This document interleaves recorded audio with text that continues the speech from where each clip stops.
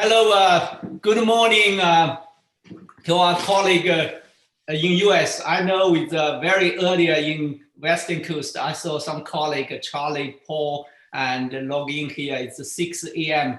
in California. And good morning to American colleagues. Good afternoon to the European colleagues. It's 2 p.m. in London, 3 p.m. in Paris. And good evening to our Asia colleagues. It's already 10 p.m. in China. We are still a very large number of audience from China. So welcome again to the World River and the Delta System, a Source to Think webinar series. Today is the second webinar in 2021. So it's S2S21-02. So we invite Professor Shouye from Tongji University in Shanghai. He will talk about Changjiang, the Yangtze River, the sediment routing process. So before I introduce Shouye, I would like to mention it again. So the last year, 2020, we have 35 talks already archived on the YouTube channel, also including the one last week, Professor Chuck Nitrawa, he talked about Amazon sediment. Is also on the YouTube now. It's very simple. It's just tiny url.com/S2S talks. And I know many Chinese colleagues cannot directly access the YouTube channel, but there is a backup copy in the B station, in this address. So it's the same thing. You can watch the, the archive video over there. So also this coming Friday, we have another talk given by Professor Michael Steckler from Columbia University. He will talk ups and downs of the Ganges-Brahmaputra Delta. As you can see, he's very active observing the land up and down for decades. So please mark your calendar, come back this Friday at the same time.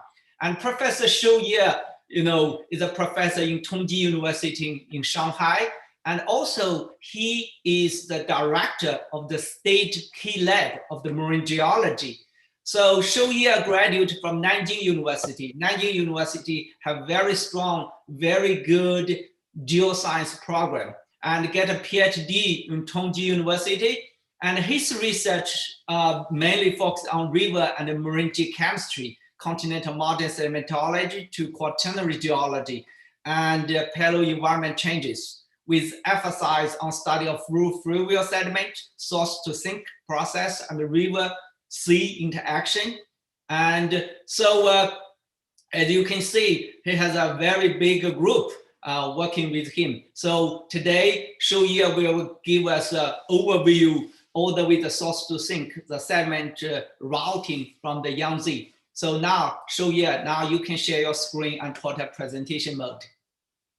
Okay.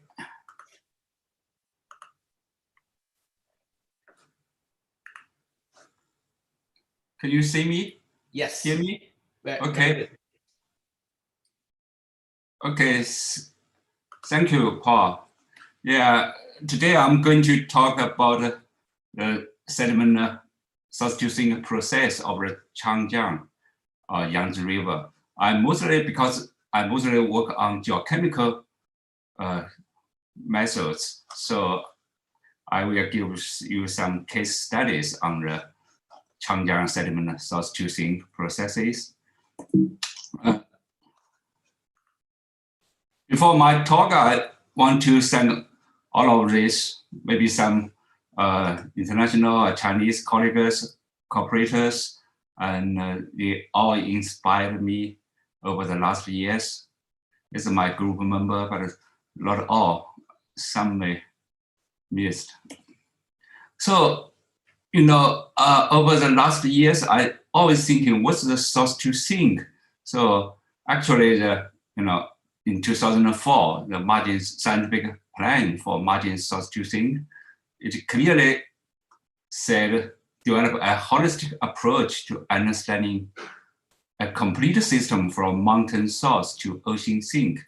Also, Professor Allen, he suggested, source to think study combines ideas from several subdisciplines and also is an integrated view of Earth's surface process. So my postdoc, he provided me this picture. It's quite interesting. If you use the Web of Science, you can find many fields or many disciplines related to source to sink.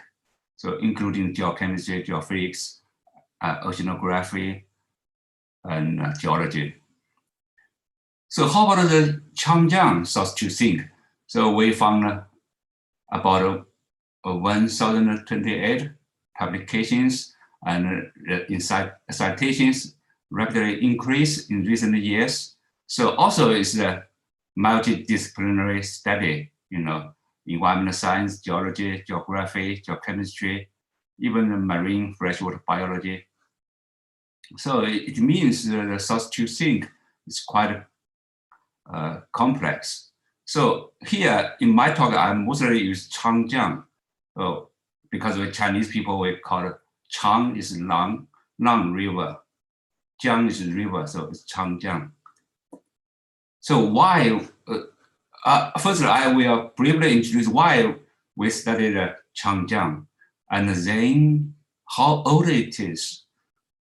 Then I will briefly introduce how to trace the Changjiang derived sediments in the late Quaternary, and also the changing river source to sink process in the Anthropocene, or in the last 50 years or 60 years.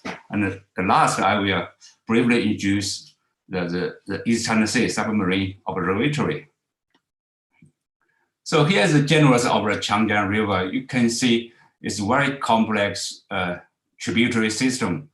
Most of the large tributaries are located in the up basin, including Jinshajiang, Minjiang, Jialinjiang, and the biggest one in the middle reaches is Hanjiang.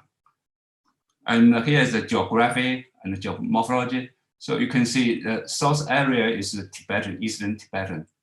And so the Sichuan Basin is also in the upper reaches. Here's the three gorges, and Jianghan Basin and the Dongtang Basin. So here is the middle and the lower basins.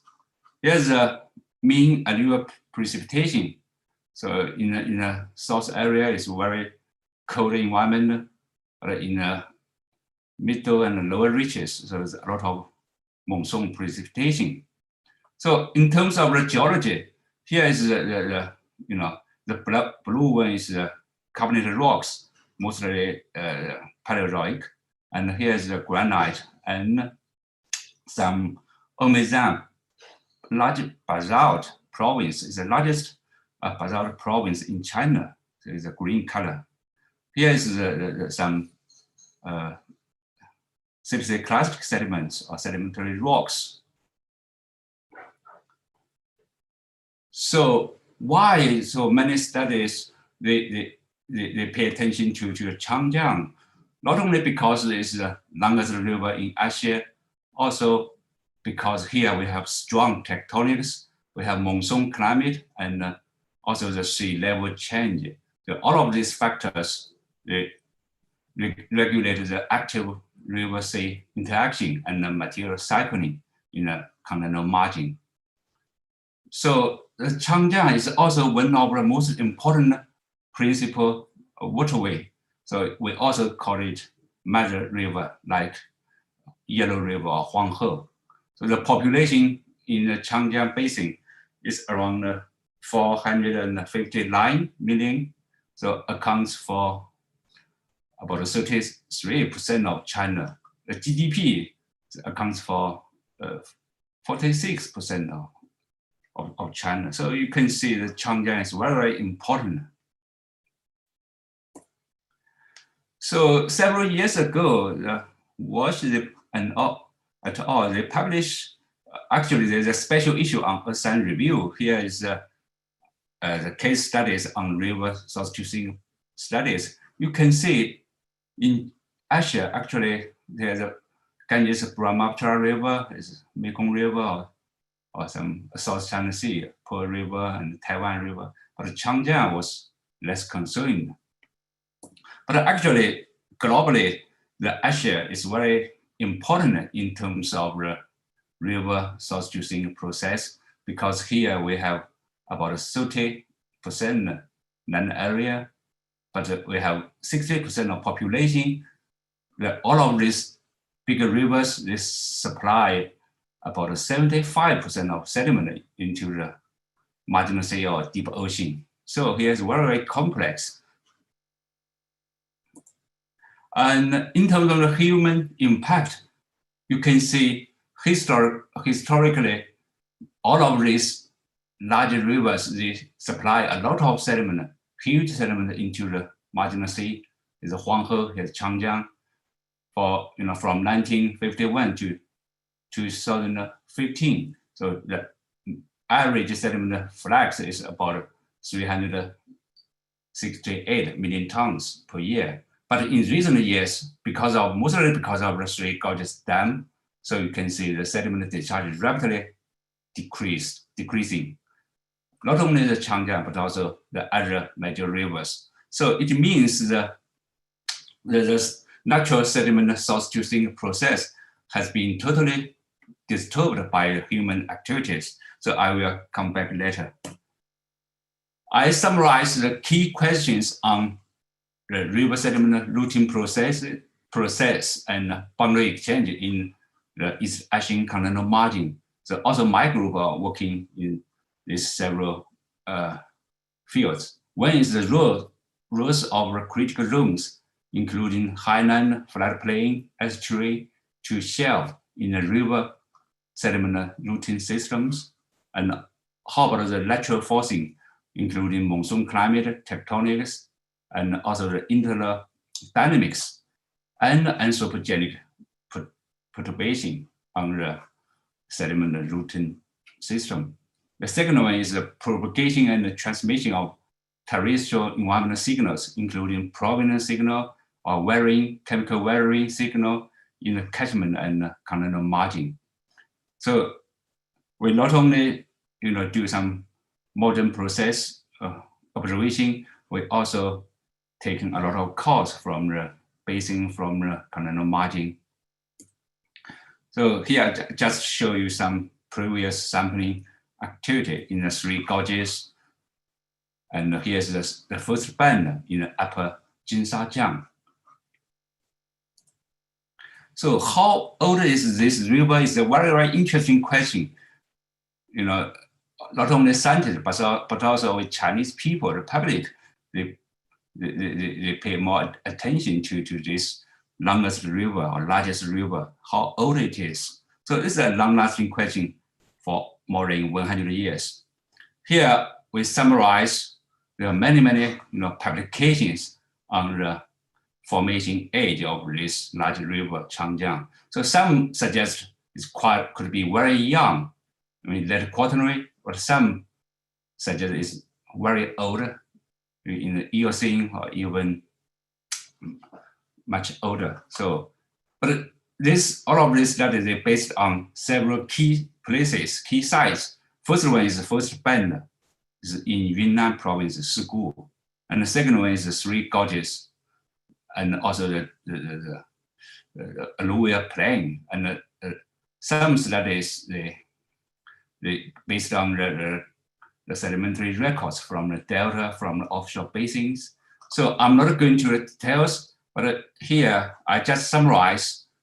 You can see, so these studies used different research methods, including the resurfaces, river terraces, gravel statistics. Also, some people, they use the magnetic susceptibility, heavy minerals, fishing track, detrital zircon edges. Also, they use the bulk element geochemistry, lead, lithium isotopes. Some people, for example, Clark, they use the DEM model. So it's quite interesting. So it looks like a very famous Chinese old scene. The blind men, they touched an elephant, so they got the different impressions. So how about the offshore basin records? So recently we collect a lot of coal sediment from the oil companies, marine oil companies. So we collected some detrital zircon data from the Lawson South Yellow Sea Basin and East China Sea Basin. So we measure the detrital zircon uranium lead edges. So we can see here is the data from the East China Sea Basin. So based on these different edge patterns, we suggest probably during the early late Miocene, so or since early late Miocene, the sediments accumulated in the East China Sea Basin. So they have very similar zircon edge patterns with the present day Yangtze River. So, but before that time, so the pattern is different. So here is the dominant peaks of different layers. So here also we compare the offshore basin records with the potential or possible the end members. So including the some local rivers from Southeast China coastal area, also some rivers from Korea, from Taiwan. So you can see they have different patterns. For these coastal rivers, they have relatively simple edge patterns. So we compare this data with the modern Changjiang mainstream upstream data. So we summarize, we conclude the Changjiang River with headwaters in eastern Tibet might not exist before the late Miocene, as around 10 million years ago. Interesting that Dr. Yang Rong, they're based on the uptide fishing track and uranium, thorium, helium data. They also indicate, at about 11 or 12 million years ago. So the strong erosion happened in eastern Tibet and western Sichuan Basin.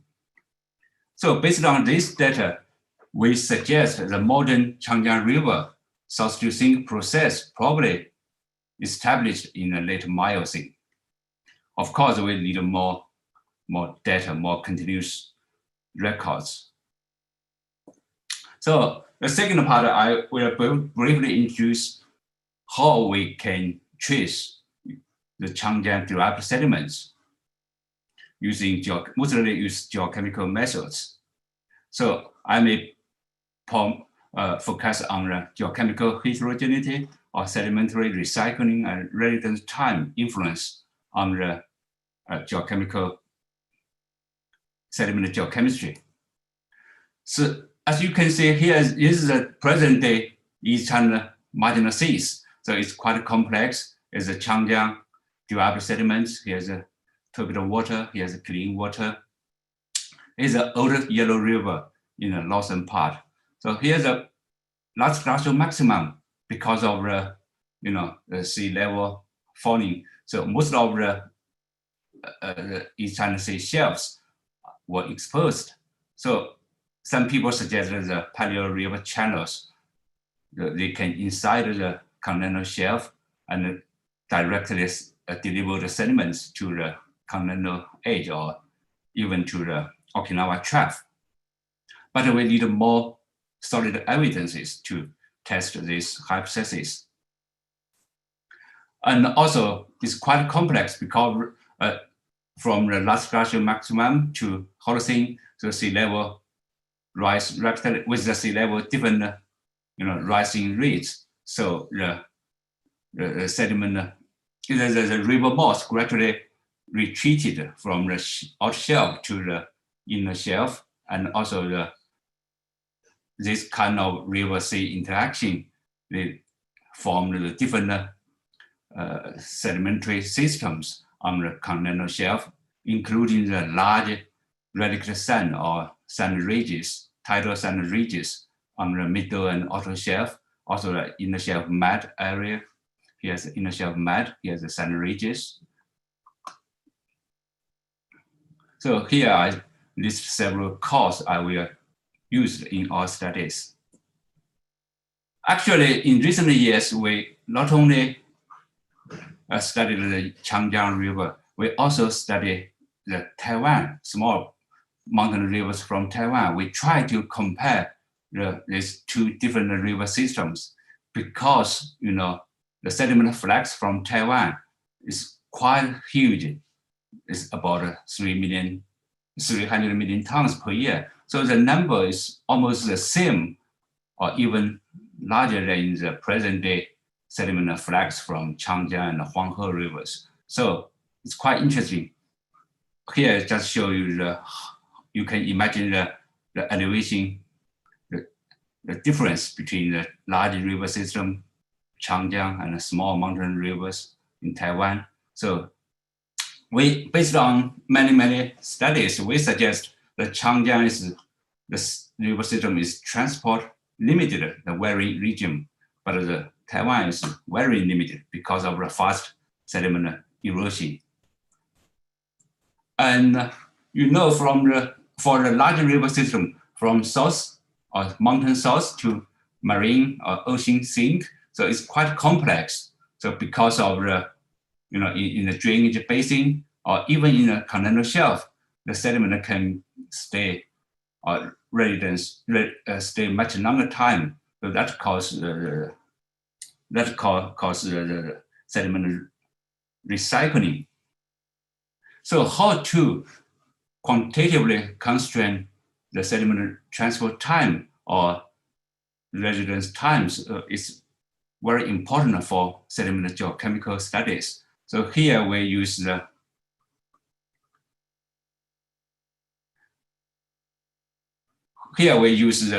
uranium.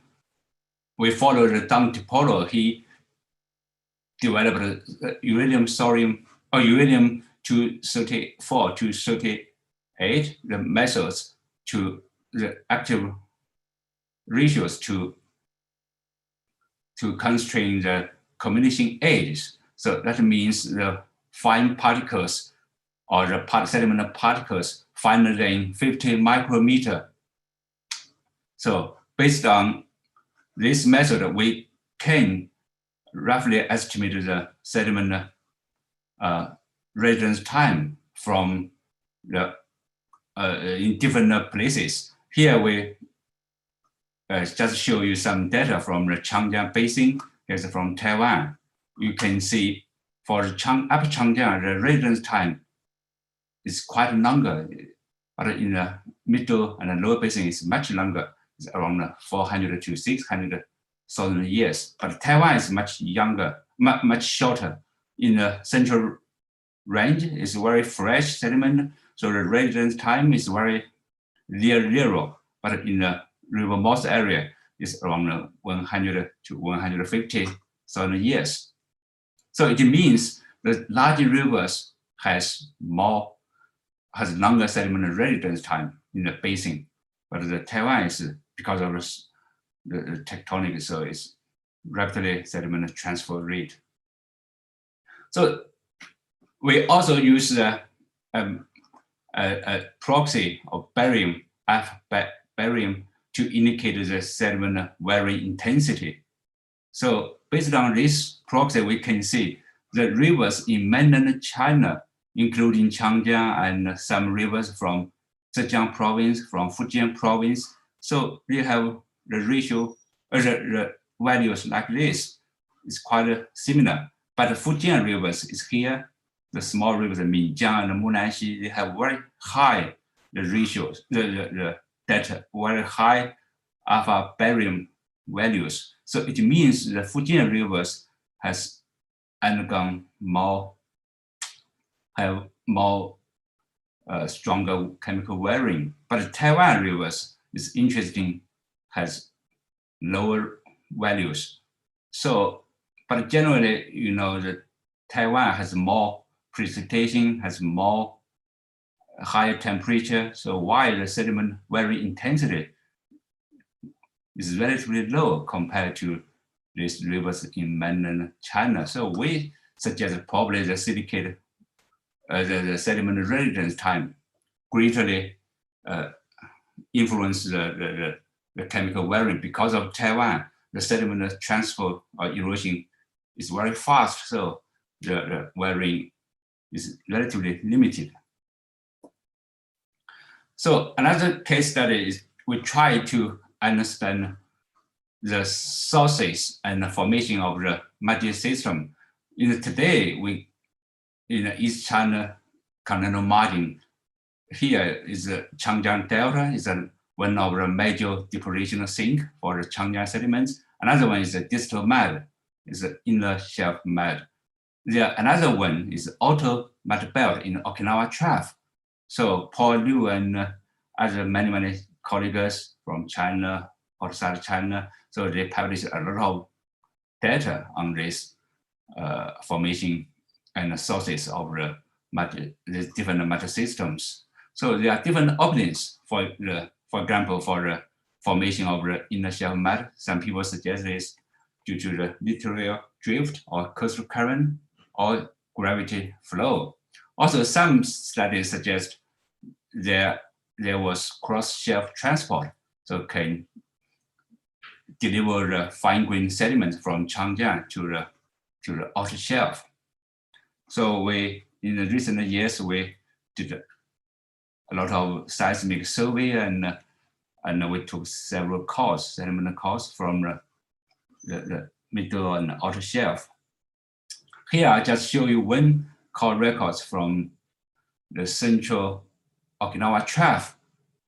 So here is show you the nidimium ratio, strontium isotopic ratio, and some micro fossil based sea surface temperature. So, and here is the data from clay minerals.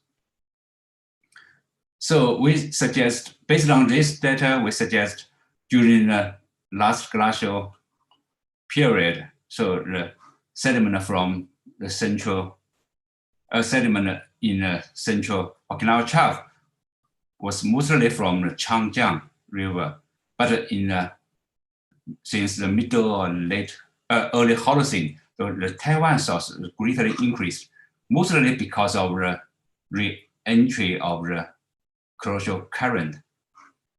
So this study also, we published several papers. So this work also suggests that the coastal current could significantly influence the terrestrial sediment source to sink process in the East China Sea. And so based on a lot of studies, we suggest during the last glacial maximum, because of the sea level, the falling of sea level, so the Paleo Changjiang can incise the exposed shelf and deliver the huge sediment to the outer shelf or even to the Okinawa Trough. With the post-glacial sea level rise, so the river mouth gradually retreated, so and formed the tidal sand ridges on the shelf. And then also the depositional sink gradually moved landward. So since the middle Holocene at around 7 Ka, so in the Changjiang River mouth developed a large delta, and in the inner shelf also developed a unique muddy system. So based on this, we suggest that the Changjiang the sediment sinks gradually, changed with time with the sea level rise. But how about the monsoon climate forcing? Because from the last glacial maximum to Holocene, so monsoon climate also changed a lot. And also, how about the anthropogenic contribution during the late Holocene? So it's very interesting that Professor An, they published a paper on QSR. They suggested the asynchronous Holocene optimum, climate optimum of the Asian monsoon. So because of the monsoon front is was changing during the Holocene. So how about the sediment sources of Changjiang sediment?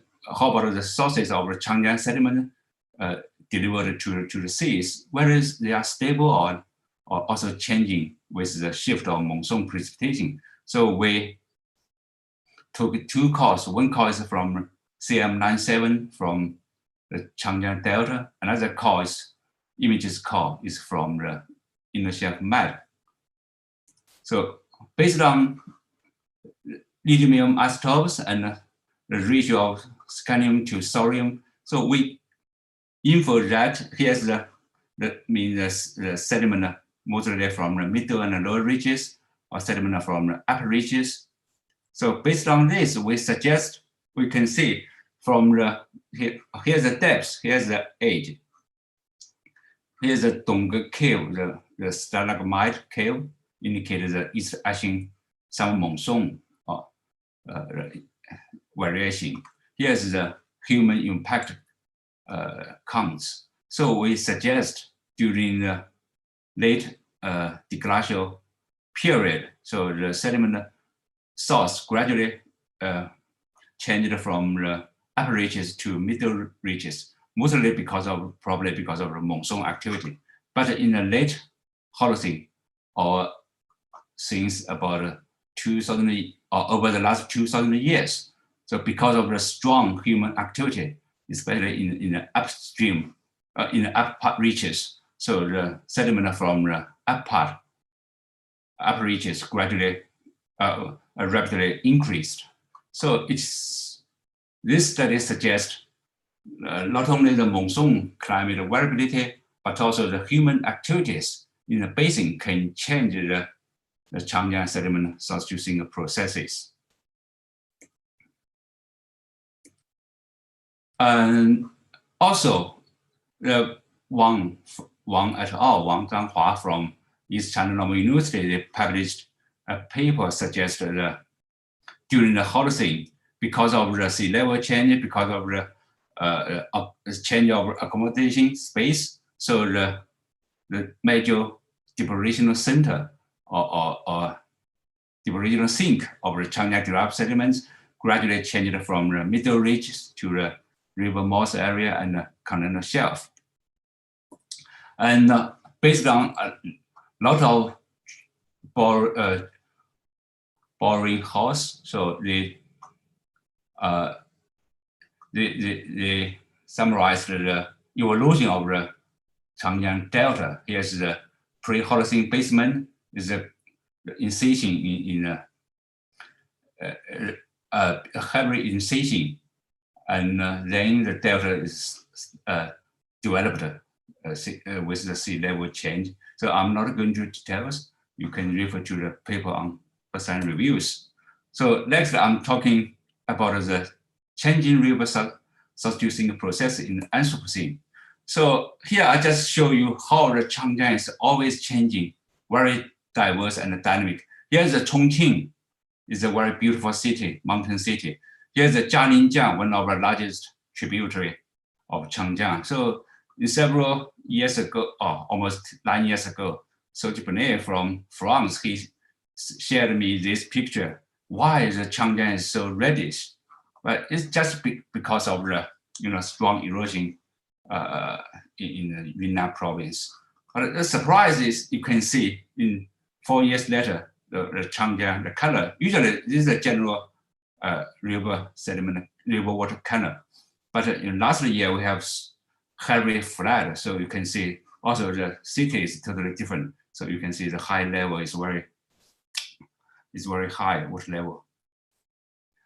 And over the last 18 years, I had many, or my group had many trips to the Up Changjiang or whole Changjiang river system. Here, just show you several pictures. All of these places are under the Three Gorges Reservoir. So because today the water level is around 175 meters above sea level. Some people from East China Normal University, they did a very excellent work. Here is the Changjiang river system. Here is the 3 most important hydrological station. One is Chuntan, and second one is Yichang. Here's the three gorges. Here's the Datong, is one of the most famous gorge station. You can see over the last 60 years, so most of the sediment in these stations is gradually decreasing, especially since 2003. In the year the Three Gorges Dam was constructed, but we didn't see much change in the water level or water discharge. But the sediment, you can see Panzihua Station, Yichang Station. Here's the Three Gorges. There's a Datong in the lower reaches. So you can see in recent years the sediment flux is gradually or rapidly decreased. Three Gorges is most one of the largest, hydro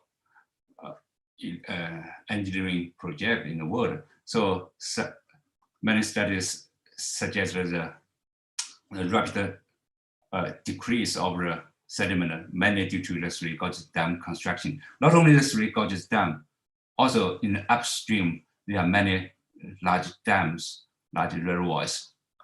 So most of these sediments can be trapped in dams or in the reservoirs. But because of the dam trapping, so the lakes in the middle reaches, the Dongtang Lake and the Huyong lakes, so they changed from the sediment sink to new sources. In total, they contribute about 30% of sediment to the delta. And so because of the dam construction, strong erosion happened downstream the Three Gorges Dam. You can see here's a strong erosion, here's a moderate erosion, there's a weak erosion. Here's the mean suspended sediment flux in old times, in recent years. So you can see the rapid decrease. So it makes the river channel from sink become mean sources. The strong erosion here is some portion around 10 meters. So also we observed, in old times, there are many sandbars or sand shores in the downstream or in the middle lower mainstream. But today, most of these sandbars are under erosion. So it's a very interesting question. So when will they be all eroded to the sea? How about the environmental impact? So here's just show you the pre-dam state or low human influence. So the river, the natural river looks like this. So here's the source, here's the major delta sink or sinks. But today, because of the intense damming extraction on human influence, so most of the sediment from upper reaches are trapped in the dam.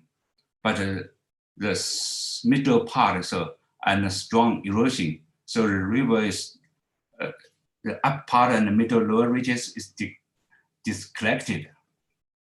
So also the delta probably in the future is changing from sink to sources because of erosion in the subaqueous delta.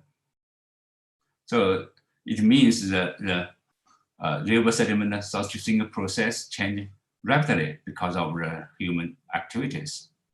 So here just show you the data from the shelf area. So Jianhua Gao from Nanjing University, they did an excellent job. They took a lot of sediment cores. They used the lead-to-tin activity to test the erosion and accumulation. So they found before the construction of Three Gorges Dam, so the deposition is here, is the Changjiang River mouth area is a major deposition, but in recent years, is erosion happened. Also, because my group, Dr. Lee, we use this oxygen isotopes to estimate the river water cycling. So because of the Three Gorges Dam construction, so the precipitation low change, but we found the river water cycling is delayed about 1 month. So mostly because of the diamond trapping. And interesting, we found this diamond trapping since 1960, so can cause the rapid decrease of the dissolved silica. But since the construction of the Three Gorges Dam, so the dissolved silica flux is increased again. So what's the meaning of this? So we suggest probably is due to the enhanced source flow of the lake in the middle reaches. And we also collect a lot of sediment data from the publications or from our new data. So we use the 2 element ratios. One is aluminum to silicon ratio, another one is the potassium to silicon ratio. So this ratio indicates the sediment sorting or green size effect or the mineral fractionation. The potassium to silicon ratio can indicate the weathering. So we collect the data from the upper reaches, upper mainstream, as the red color is from the lower stream. So middle and the lower stream. So you can see generally, so the middle lower stream, the suspended or the sediment has a relatively low ratio of the potassium to silicon. And we compare the sediment, the changes of these 2 ratios in recent years in the middle lower mainstream. We found it's very interesting since the dam construction. So in recent years, so the potassium to silicon ratio is gradually decreasing. So it means probably more where the sediment is supplied to the river mouth area. So what cause for this change? So we suggest before the Three Gorges Dam construction in 2003, so the middle basin are major sink for the sediment from the upper reaches. So this sediment can stay longer in the middle alluvial plain, so they can undergo chemical weathering. But after the Three Gorges Dam operation, so most of the sediments are trapped in the reservoir. So the middle part undergoes strong erosion. So the middle plain, alluvial plain, they change it from the sink to source. So it can supply a lot of weathered sediment to the lower reaches, even to the sea. So we also observed the dissolved potassium flux increased in recent years compared to 15 years ago, 17 years ago. So my last talk is about the monitoring the effects of the changing sediment flux and the chemistry. So because of this damming construction can not only change the sediment substituting process, but also change the sediment chemistry, even the river water chemistry too. So it can cause some environmental problem or ecosystem problem in the East China Sea. So that's why in recent several years, we did some work in the continental margin or from the river mouth area to the shelf. So another interesting thing, several years ago, the MISRA, they published a very well-known paper. They suggested that the rapid increase of lithium isotopic ratios, osmium ratios, and strontium ratios, the rapid increase over the last 40 million years, mainly due to the strong or enhanced continental weathering because of the strong tectonic uplift, mostly because of the uplift of the Tibetan plateau or Himalaya mountains. So actually, this uplift varying hypothesis was well known, but we still need more solid data or evidence from the continental margin. As you know, the geotraces, they reported many data from the open ocean, but very few data from the continental margin. So the margin is very important because here is the largest interface between land and ocean. So over the last years, in the next 5 years, we will build a large submarine observatory where we will deploy a lot of instruments or sensors into the shelf areas to monitor the environmental change, sediment disposal on the shelf, also the biogeochemical cycling. So also we try to understand the interaction between Changjiang River water and the cross-shore current, because there's a strong intrusion of the cross-shore current or Taiwan warm current in the Moss area. Also, in recent years, we found a very large area of hypoxia in the offshore area. So we will also build a comprehensive operation tower in the shelf. So in recent 2 years, we did several cruises to do some scientific preparation for this system. So in 2 years ago and last year, so last summer, we did 2 cruises. So the key size cruises means the key elements cycling in the Changjiang estuary shelf transect. We mostly focus on rare earth elements, lithium, silicon, beryllium, tin, strontium, barium, manganese. Also, we try to investigate the sediment dynamics, interface processes.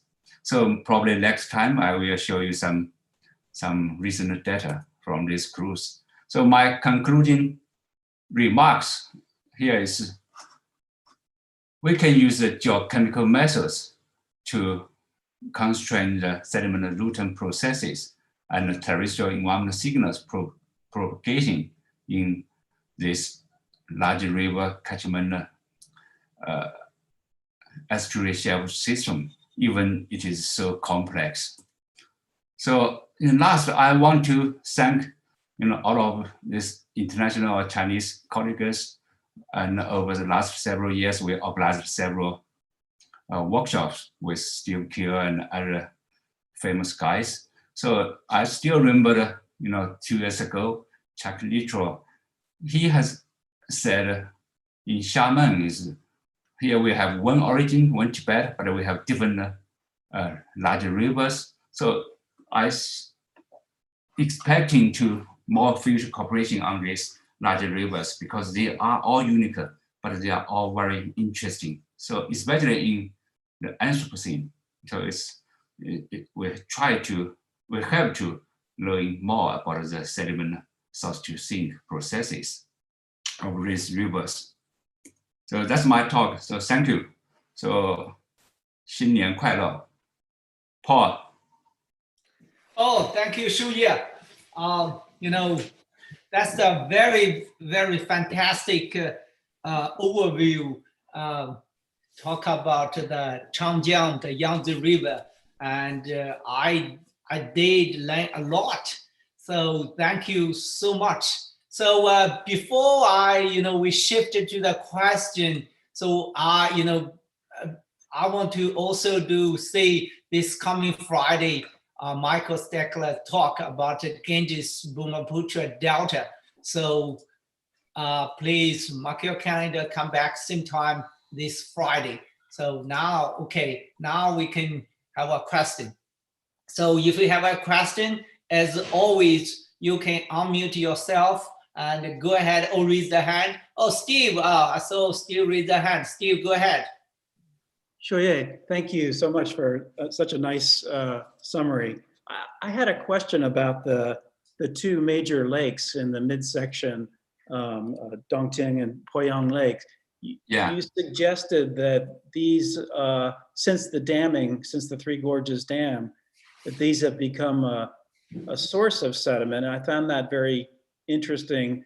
So I understand the mainstream of the river is certainly more erosional, but I think it's fascinating that you're suggesting that you're actually getting input from the lakes rather than trapping. Do you have direct sediment transport measurements for that, or is that just based on your geochemical indices? Actually, the data here is from, also the slides is from East China Normal University, some colleagues, Dai Zijun and some others. They did a lot of work. They did a lot of in situ operation. They did a lot of, they calculated the sediment budget. Yeah, they found before, mostly before the Three Gorges Dam construction, the middle, middle plain or lakes, including the two lakes, Huyong Lake, Dongtang Lake, are important sinks for the sediment from the upper reaches above Yichang, Three Gorges. Yeah, but in recent years, or in recent 20 years, so it become, because of the strong erosion, because low few sediment coming, downstream. So the two lakes also, the road has changed from the source, a sink to source. But it's very interesting. All geochemical, data suggests.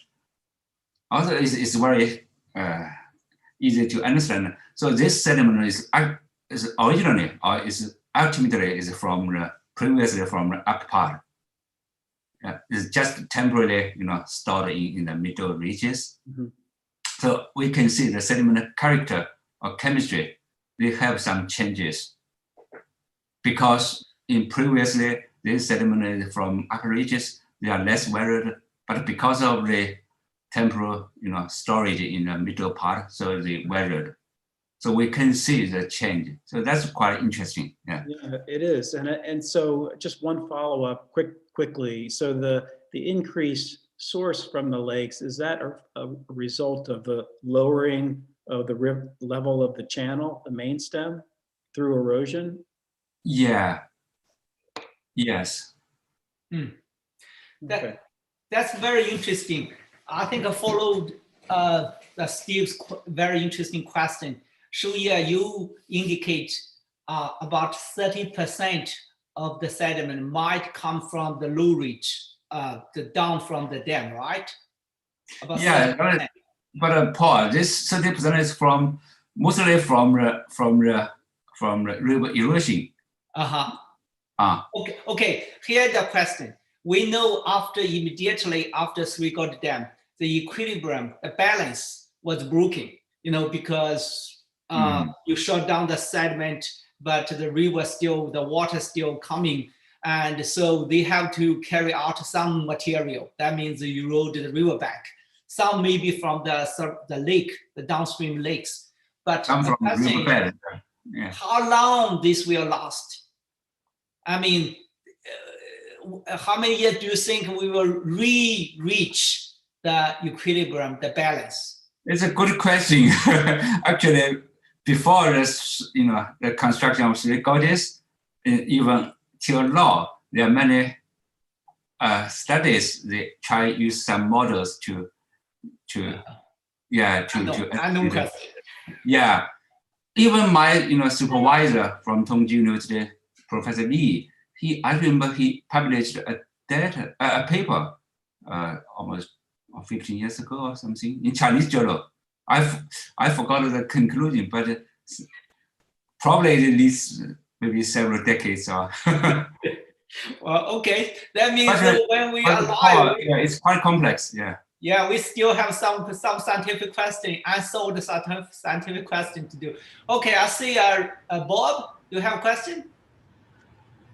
Yes, I do. If I'm the Bob you're asking.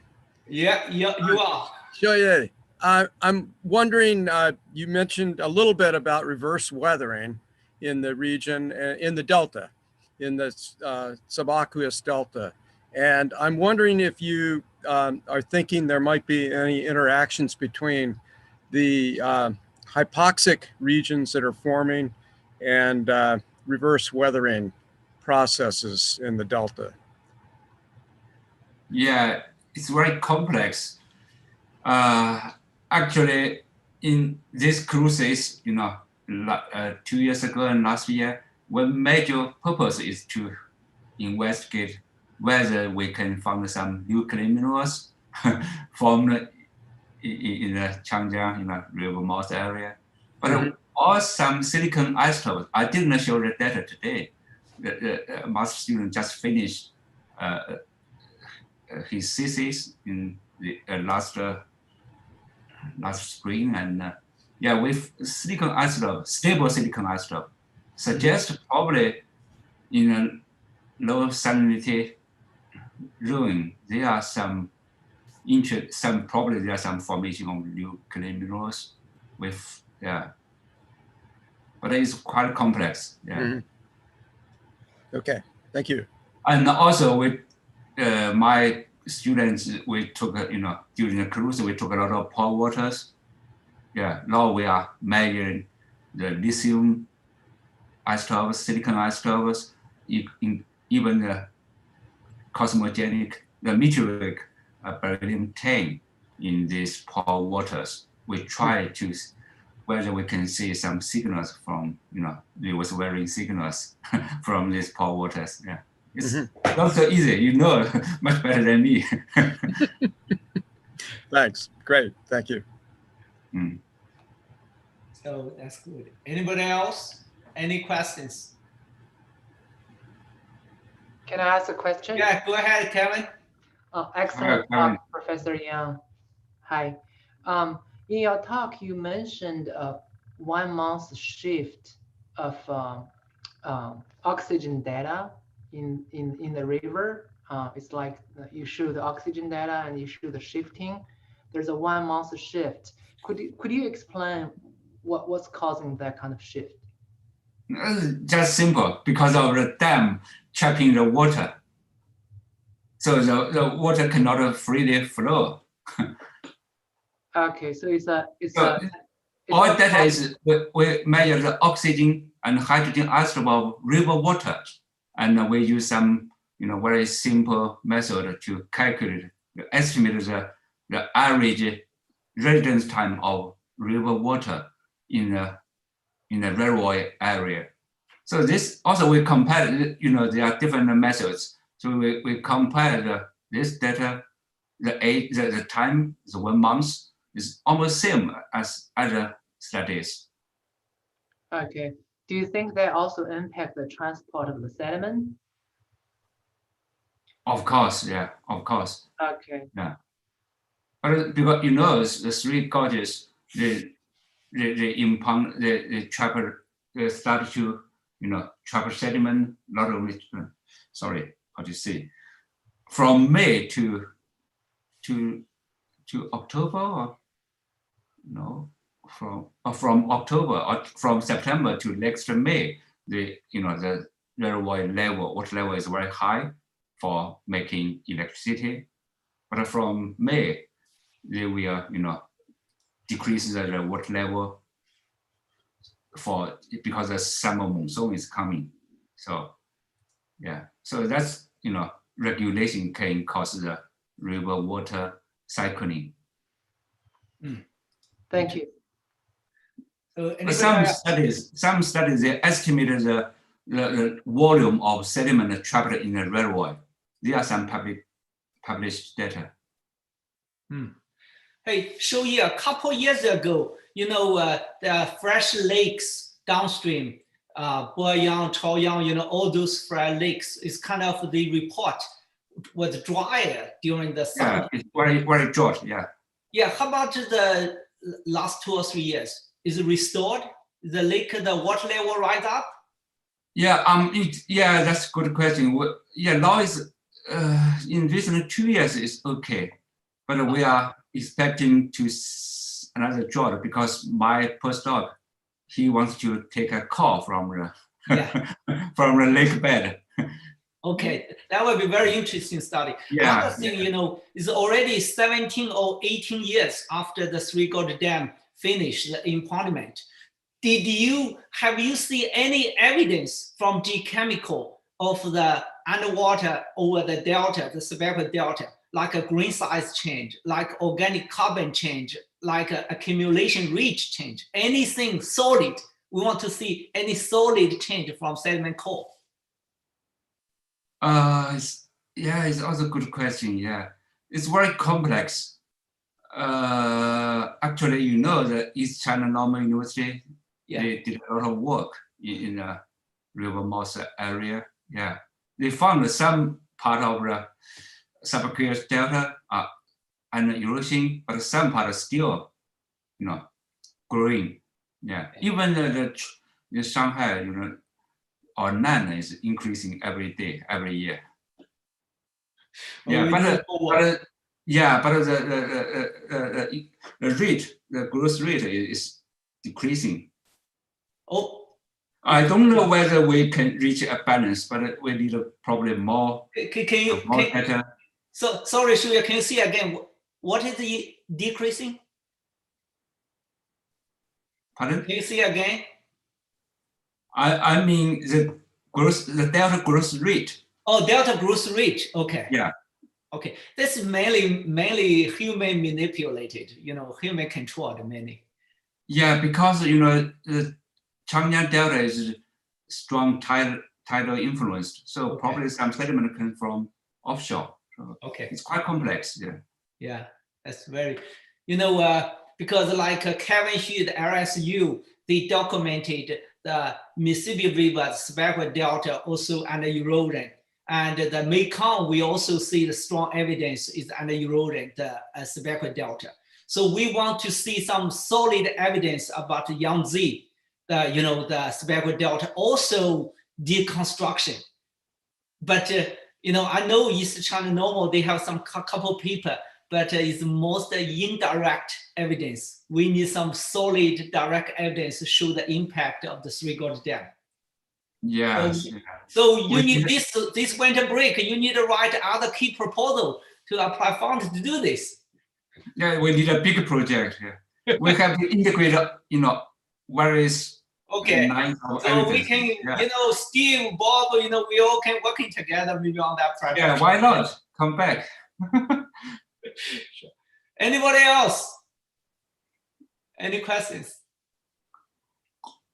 Okay. So if not, I think we can stop here. It's 10 o'clock. You know, it's 11 p.m. in China. There's so many students and colleagues. So hang on there. So yeah, you are a very popular star, but gradually we become an old star. Thank you. Okay. Thank you, Bob. Yeah. Great. Bye. And so I'll see you on Friday. Okay.